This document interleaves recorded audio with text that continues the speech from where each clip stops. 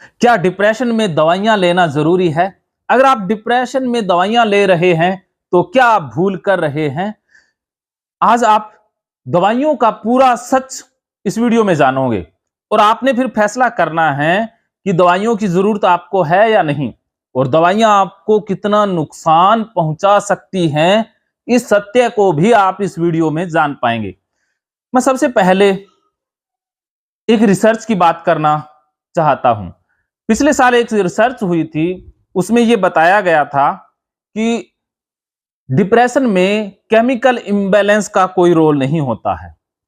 1960 से 1990 तक एक धारणा बहुत मजबूत हो गई थी कि डिप्रेशन केमिकल इम्बैलेंस के कारण होता है, केमिकल लोचे से ही डिप्रेशन होता है।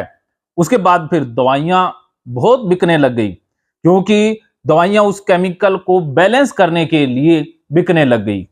और सभी साइकेट्रिस्ट, लगभग सभी साइकेट्रिस्ट यही मानते हैं कि डिप्रेशन केमिकल इम्बैलेंस के कारण होता है, और केमिकल को बैलेंस करने के लिए वो एसएसआरआई एंटी डिप्रेसेंट मेडिसिन देते हैं और उसके द्वारा सेरोटोनिन को बढ़ाने की बात कहते हैं।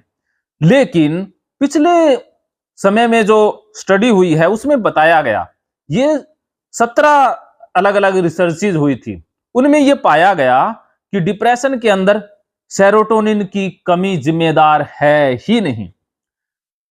जब जिम्मेदार सेरोटोनिन की कमी है ही नहीं, तो फिर सेरोटोनिन को बढ़ाने वाली दवाइयां एसएसआरआई, सेलेक्टिव सेरोटोनिन रीएप्टेक इनहिबिटर, ये जो दवाई दी जाती है, इससे सेरोटोनिन को बढ़ाने की बात कही जाती है।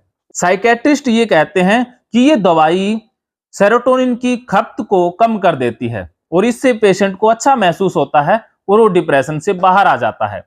लेकिन इंग्लैंड के जो वैज्ञानिकों ने, चिकित्सकों ने जो स्टडी की है, और ये स्टडी एक जर्नल में प्रकाशित भी हुई है, उसमें ये बताया गया है कि सेरोटोनिन की कमी डिप्रेशन के लिए जिम्मेदार बिल्कुल भी नहीं है। तो ये जो स्टडी आई, इस स्टडी के अनुसार हम अगर दवाइयां ले रहे हैं तो ये दवाइयां हमें क्या डिप्रेशन से बाहर निकाल रही हैं? कदापि नहीं। उस स्टडी में यह भी बताया गया था कि प्लेसिबो इफेक्ट भी काम करता है, क्योंकि हमारी धारणाएं यही जुड़ी हुई हैं कि हम दवाई लेंगे तो ठीक हो जाएंगे। तो कई बार जो प्लेसिबो इफेक्ट होता है वो काम कर जाता है, अर्थात आपने दवाई ली और आप ठीक हो गए, तो ये ठीक होना दवाई की वजह से हुआ या प्लेसिबो इफेक्ट है, इसका आपको नहीं पता है।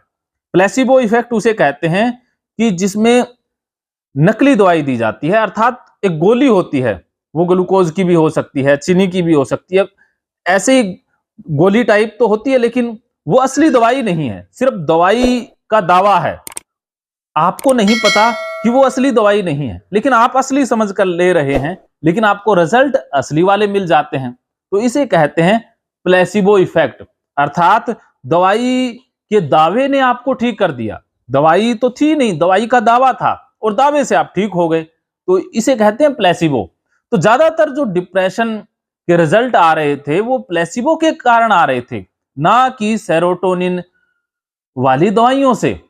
तो अब ये सवाल उठता है कि क्या दवाइयां लेना बंद कर दें? बिल्कुल भी नहीं। आप जो दवाइयां ले रहे हैं, आप डिप्रेशन में दवाइयां ले रहे हैं, उन्हें आप लेते रहें। दवाइयां लेना और बंद करना बिना साइकेट्रिस्ट की सलाह के नहीं करना होता। मैं साइकेट्रिस्ट नहीं हूं, मैं एक साइकोलॉजिस्ट हूं और फेस रीडर हूं। मैं सिर्फ आपकी अवस्था बता सकता हूं कि आपको दवाई लेनी चाहिए, नहीं लेनी चाहिए। कई बार ऐसा होता है कि कुछ केसेस में दवाइयां लेना अनिवार्य भी हो जाता है, दवाइयां ही एकमात्र विकल्प बचती हैं, लेकिन वो तरीका अंतिम है, ना कि पहला है। तो आपको क्या करना है? अब आपने क्या करना है? अब आपको बिना दवाई ठीक होने की तरफ एक कदम बढ़ाना होगा। इसके लिए आप थेरेपिस्ट से भी बात करेंगे और खुद प्रयास करेंगे, सेरोटोनिन बढ़ाने वाले काम खुद करेंगे, जिसमें आपका रूटीन भी है, आपका थिंकिंग पैटर्न भी है, और बहुत सारी चीजें आती हैं कि आप एक्टिव रोल निभाएंगे। आप दवाइयों के भरोसे नहीं रहेंगे, आप अपने प्रयासों के कारण डिप्रेशन से बाहर आएंगे। आप किन गलतियों के कारण डिप्रेशन में फंसे, या कौन कौन सी गलतियां अभी कर रहे हो जिनसे डिप्रेशन बना हुआ है, उन विषयों के ऊपर आप बात करेंगे।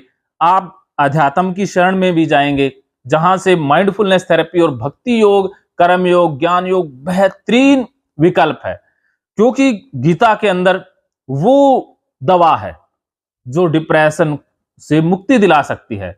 और भगवत गीता ने लाखों करोड़ों लोगों को डिप्रेशन से बाहर निकाला भी है, और डिप्रेशन में जाने से बचा भी रही है।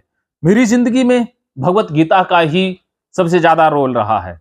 तो अगर आप भगवत गीता को पढ़ते हैं और जीवन में अपना लेते हैं, तो आप बिना दवाई भी डिप्रेशन से बहुत आसानी से बाहर आ सकते हैं। इसके लिए प्रयास आपको करना होगा, आपको एक्टिव रोल निभाना होगा। बिना एक्टिव रोल निभाए आप डिप्रेशन से बाहर नहीं आ सकते। तो अब आपको कहीं ना कहीं दवाइयों पर निर्भरता कम करनी होगी। आज की इस वीडियो में इतना ही। मानो तो मौज है, वरना समस्या तो रोज रोज है। महकेंगे फिर से खुशियों के रंग भगवत गीता थेरेपी कोर्स के संग। इतिहास का पहला ऐप जो गीता के माध्यम से ओसीडी डिप्रेशन का इलाज आसान बनाएगा। ओसीडी डिप्रेशन का इलाज हुआ और भी आसान, और वो भी बिना दवाई, घर बैठे। किसी को बीमारी की चिंता है तो किसी को चिंता की बीमारी है। भगवत गीता ने लाखों करोड़ों का जीवन बदला है, और आपका भी बदलेगा। गीता थेरेपी कोर्स में आपको मिलेगा सभी 11 प्रकार की ओसीडी का संपूर्ण इलाज, जैसे गंदगी का वहम, बार बार हाथ धोना, बार बार सफाई करना, बार बार लॉक दरवाजा चेक करना व अन्य सामान की चेकिंग बार बार करना, एक ही विचार बार बार आना, नुकसान व मरने मारने का विचार आना, HIV, rabies, cancer, heart attack का विचार आना, IBS और नींद न आने की समस्या का हल गीता कोर्स में मिलेगा। आत्महत्या वाले विचारों से मुक्ति भी गीता थेरेपी कोर्स से मिलेगी। राजेंद्र जोधपुरिया ऐप पर आपको ओसीडी से संबंधित राजेंद्र जोधपुरिया की किताब भगवत गीता के मनोवैज्ञानिक रहस्य और अन्य टिप्स पढ़ने को भी मिलेंगे। गीता है महान थेरेपी। गीता में CBT, हिप्नोथेरेपी, माइंडफुलनेस, ERP व अन्य बहुत सी साइकोथेरेपीज का समावेश मिलेगा। राजेंद्र जोधपुरिया ऐप एक, फायदे अनेक। आज ही प्ले स्टोर से डाउनलोड करें, लिंक डिस्क्रिप्शन में है। तो देर क्यों, अभी जाइए डिस्क्रिप्शन में और लिंक पर क्लिक करके प्ले स्टोर से अभी डाउनलोड कीजिए राजेंद्र जोधपुरिया ऐप और पाइए अपनी सभी समस्याओं का हल। मानो तो मौज है, वरना समस्या तो हर रोज है।